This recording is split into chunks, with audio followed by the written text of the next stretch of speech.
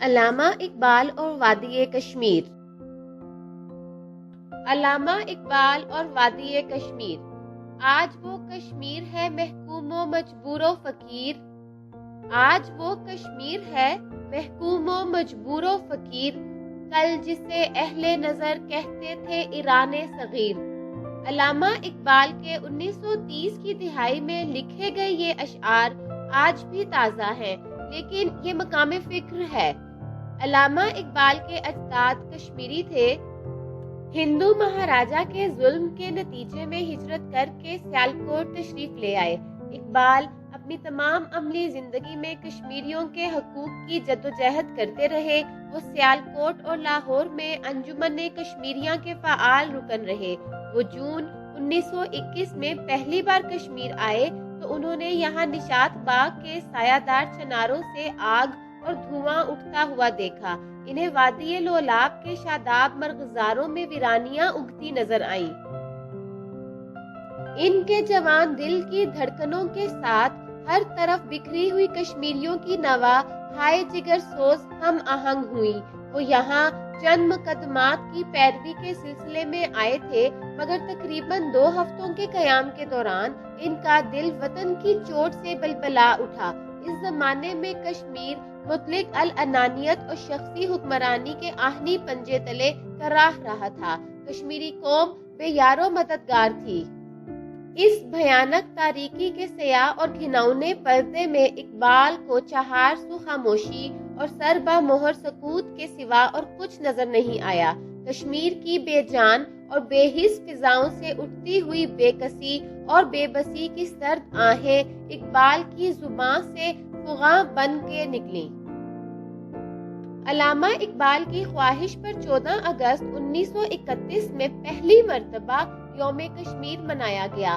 اس سلسلے میں 11 اگست 1931 کے اخبارات میں علامہ اقبال کی جانب سے ان الفاظ میں اپیل شائع ہوئی: مسلمانوں، پے در پے حملے کر کے تمہارے دشمن کو اب یہ گمان ہو گیا ہے کہ مسلمان ایک مردہ قوم ہے۔ اس گمان کو غلط ثابت کرنے کے لیے آپ کا فرض ہے کہ یوم کشمیر کو کامیاب بنائیں اور دشمن پر عملاً ثابت کر دیں کہ آپ ظلم و تعدی کو برداشت کرنے کے لیے ہرگز تیار نہیں ہیں۔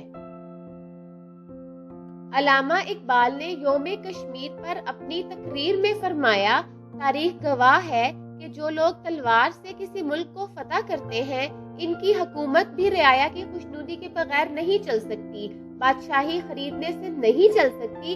اس لیے ہر ملک کے حکام کے لیے ضروری ہے کہ رعایا کی رضا جوئی حاصل کرے۔ اس موقع پر سید محسن شاہ نے اپنی تقریر کے دوران کہا کہ کیسرا نے لکھا ہے کہ ڈاکٹر محمد اقبال کشمیر کے وزیر اعظم بننا چاہتے ہیں اور میں جج بننے کا آرزومند ہوں۔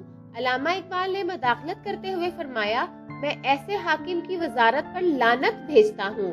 علامہ اقبال کسی عہدے کے طالب نہ تھے، بلکہ وہ چاہتے تھے کہ کشمیری مسلمانوں کو راجا کے ظلم سے نجات ملے۔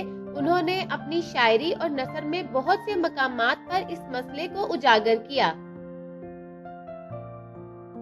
انہوں نے 21 مارچ 1932 کو لاہور میں ہونے والے مسلم لیگ کے سالانہ اجلاس میں خطاب کے دوران مسئلہ کشمیر کو ان الفاظ میں اجاگر کیا: کشمیر اس وقت قیامت کا منظر پیش کر رہا ہے، کشمیری عوام حق پر ہے۔ مجھے اس میں کوئی شک نہیں کہ یہ تحریک نہ صرف کشمیر بلکہ پورے ہندوستان کے لیے قوت کا باعث بنے گی۔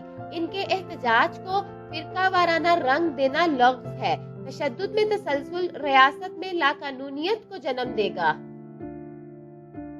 1933 میں جب کشمیری حکومت کے فیصلے کے نتیجے میں مسلم سیاسی جماعتوں کے رہنماؤں کی گرفتاری عمل میں لائی گئی تو علامہ اقبال نے اپنے 7 جون 1933 کے بیان میں احتجاج کے دوران عورتوں اور بچوں پر لاٹھی چارج اور گولی چلانے کی شدید الفاظ میں مذمت کی۔ اس بیان میں انہوں نے برطانوی حکومت کو خبردار کیا کہ عوام پرعزم ہے اور وہ آپ کے جھوٹے دعووں میں نہیں آئیں گے۔ انہوں نے کشمیری مسلمانوں کو متحد رہنے کی اپیل کی۔ پہلے پنجاب اور ہندوستان کے مسلمان کشمیر کے حالات میں بہت کم دلچسپی لیتے تھے، بلکہ وہ لوگ جو کشمیر سے یہاں آئے وہ بھی اس کی تاریخ سے پوری طرح واقفیت نہیں رکھتے تھے۔ اب جو مظالم کشمیر میں برپا کیے گئے انہوں نے اہل پنجاب کو بھی بیدار کر دیا ہے۔ ان کے متعلق دربار کشمیر اور ہندو اخبارات نے بعض غلط فہمیاں پھیلا رکھی تھیں اور عوام کی طرف سے جائز مطالبات پیش کرنے کو بغاوت یا ہندو مسلم فساد کی طرف منسوب کرتے تھے، لیکن یہ ہندو مسلم فساد نہیں تھے۔ علامہ اقبال کے پاس کشمیر کے کئی پنڈت حکومت کے خلاف شکایات لے کر آتے تھے۔ انہوں نے انہیں یہی مشورہ دیا کہ مسلمانوں سے متحد ہو کر حکومت کے سامنے مطالبات پیش کریں۔ چنانچہ مسلمانوں نے جو عرصہ سے اپنے جائز حقوق کے لیے ہاتھ پاؤں مار رہے تھے منظم طریق پر مطالبات پیش کرنے کی کوشش کی، تو حکومت کشمیر اور ہندو اخبارات نے بے بنیاد خبریں اڑا کر اسے فرقہ وارانہ فساد قرار دیا۔ اس دور میں کوشش کی جاتی ہے کہ مسلمانوں کے مظاہروں کو سازش ثابت کریں، لیکن حقیقت یہ ہے کہ ہندوستان کی تحریک کا اثر اہل کشمیر پر بھی ہونا لازمی تھا، چنانچہ وہ بھی اپنی حالت سے متاثر ہو کر بیدار ہو گئے۔ زمانہ خود لوگوں کو بیدار کر رہا تھا۔ ہے اور رہے گا کشمیر میں عرصے سے جو مظالم برپا ہیں، ان کی موجودگی میں ضروری تھا کہ وہاں کی عوام بھی اپنے جائز حقوق کا مطالبہ کرتی۔ علامہ اقبال اپنی آخری تصنیف ارمغان حجاز میں کشمیر کی صورتحال پر اقوام عالم کی توجہ ان الفاظ میں دلاتے ہیں: گرم ہو جاتا ہے جب محکوم قوموں کا لہو، گرم ہو جاتا ہے جب محکوم قوموں کا لہو، تھر تھراتا ہے جہاں نے چار سوئے رنگ و بو، پاک ہوتا ہے زن و تخمی سے انسان کا ضمیر، پاک ہوتا ہے زن و تخمی سے انسان کا ضمیر، کرتا ہے ہر راہ کو روشن چراغ آرزو۔